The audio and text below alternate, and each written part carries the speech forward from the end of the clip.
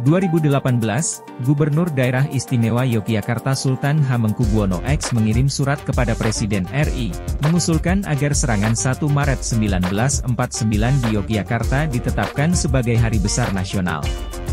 Serangan ini bertujuan untuk mematahkan moral pasukan Belanda dan membuktikan TNI masih memiliki kekuatan untuk menghadapi perlawanan.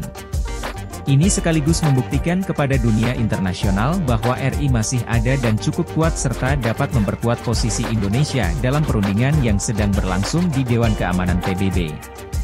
1945, penculikan Raden Otto Iskandar-Dinata, pejuang pergerakan kemerdekaan melalui organisasi Budi Utomo, anggota Volksraad, anggota BUPKI, PPKI, pemimpin redaksi dan menteri negara.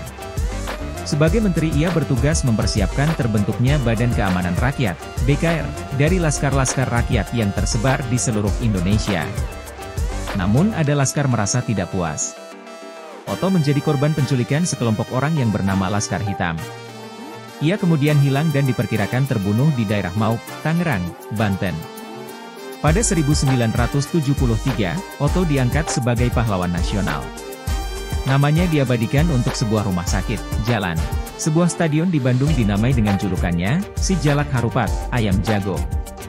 1945, setelah tewasnya Malabi, Letnan Jenderal Kristison, menuntut rakyat Surabaya untuk menyerah, jika tidak mereka akan dihancurkan.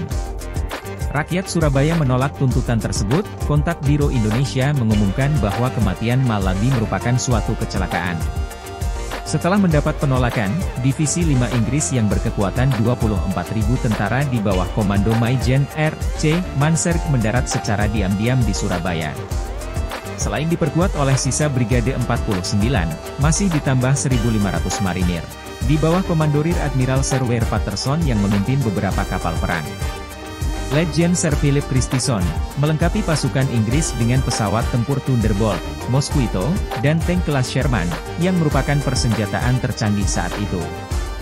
1947, Rusia mengeluarkan resolusi yang meminta Belanda menarik pasukannya ke posisi semula sebelum melancarkan serangan militer terhadap Indonesia.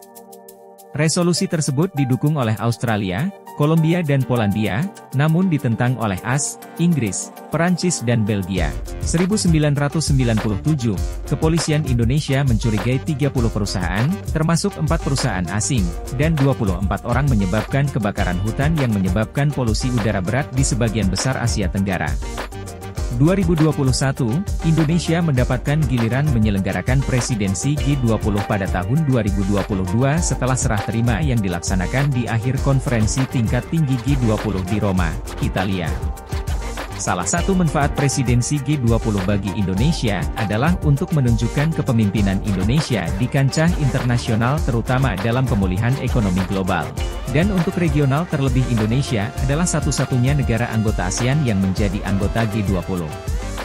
G20 atau Group of 20 adalah sebuah forum utama kerja sama ekonomi internasional yang beranggotakan negara-negara dengan perekonomian besar di dunia terdiri dari 19 negara dan 1 lembaga Uni Eropa.